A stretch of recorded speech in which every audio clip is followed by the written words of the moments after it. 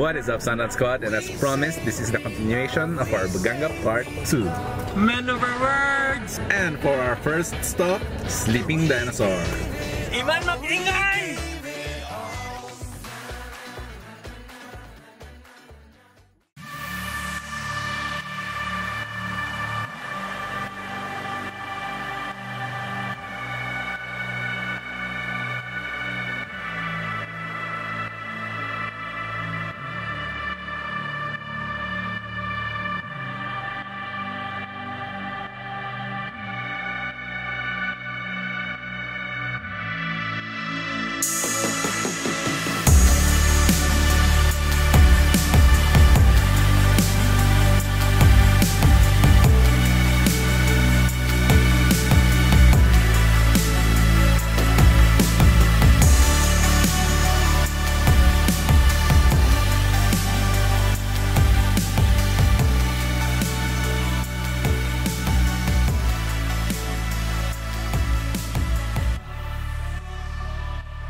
Bay, grabe nung COVID time, no?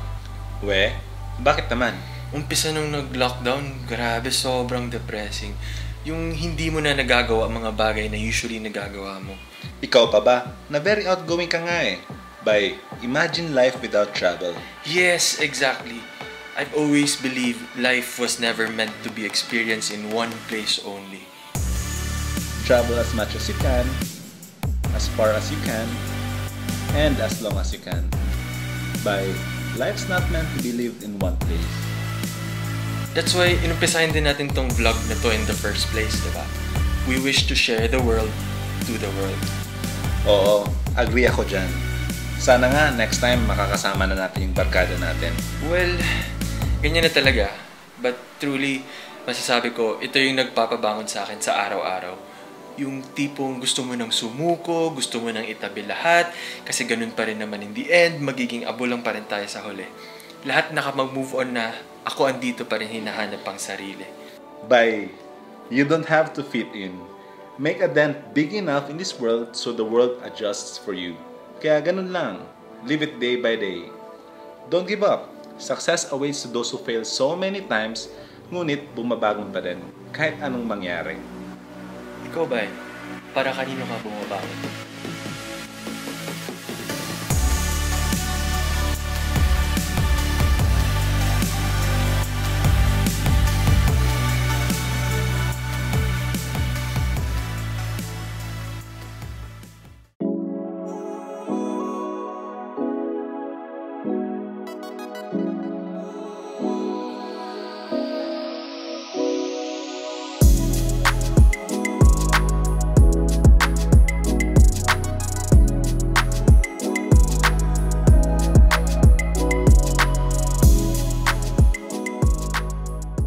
Kanakbai Beach Resort. What can I say? It means my home from a Mandaya word. Truly feels like home here. Pagpasok mo pa lang, premium na premium ang vibe. There's this also like bohemian vibe na hindi mo ma-experience sa ibang resort. Only here. I think it's perfect for sunset watching and stargazing.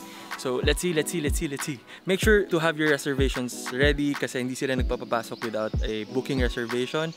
And so, tara!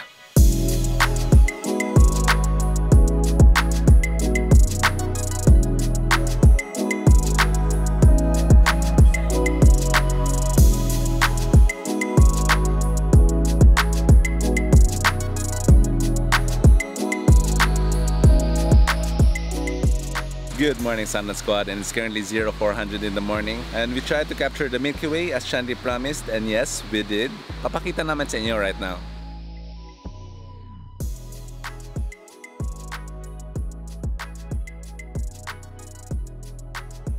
And let me just say that the Milky Way here in the Hican is extremely clear. And when I say clear, you can actually see it with your own naked eye, which is pretty amazing in itself, considering with all the light pollution going on around the world right now. And yeah, that's it for our day 1 in this vlog episode. So matutulog na kami again because we'll be having a very busy day ahead.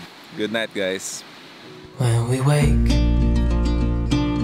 hear the birds and see the sun.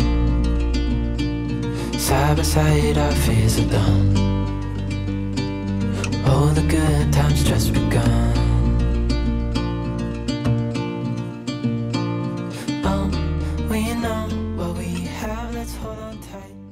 at PUSAN Point, and we are so fortunate to be here at the easternmost part of the Philippines, where the sun shines first. If you're traveling from Mati to Baganga, you can find PUSAN Point upon entering Kanakbai. Future is bright.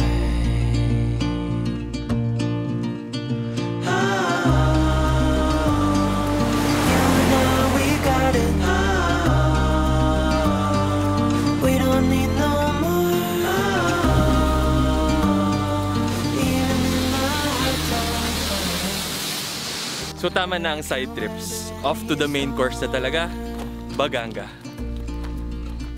Before I sleep,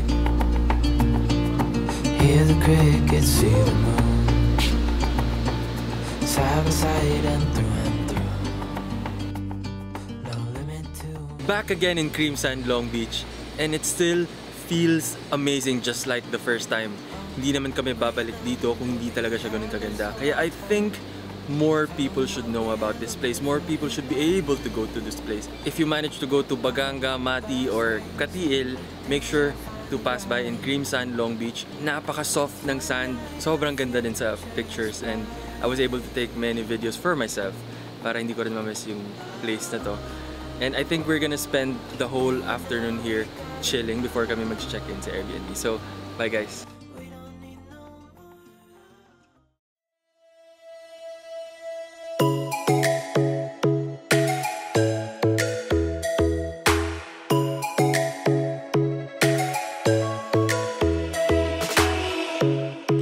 Strikes by my window, hits my chest right in the morning, like a warning.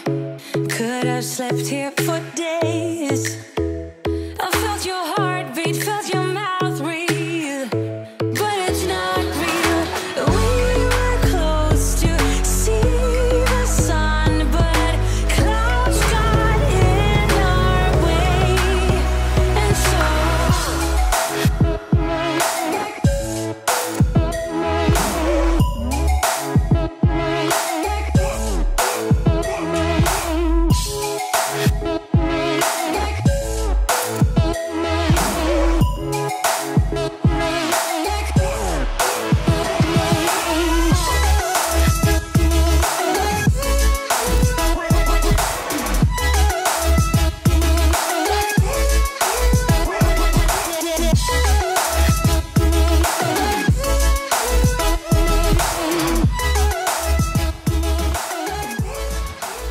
So naririto po kami sa Kinablangan Sandbar, or famously known as Poo Sandbar or Poo, I think. And as you can see from the drone shots, it's very aesthetic. It's perfect for your Instagram feed or stories if that's what you're into. And a quick information about this sandbar is you can only stay here for only up to 3 hours, I believe. And they're trying to preserve the marine life here. Char. As you can see, there's a dolphin right there. No, it's a manatee! But in all seriousness, this place here is truly a gem. And that's it for our vlog. Hope you found it entertaining and informative as well. See you again in our next video.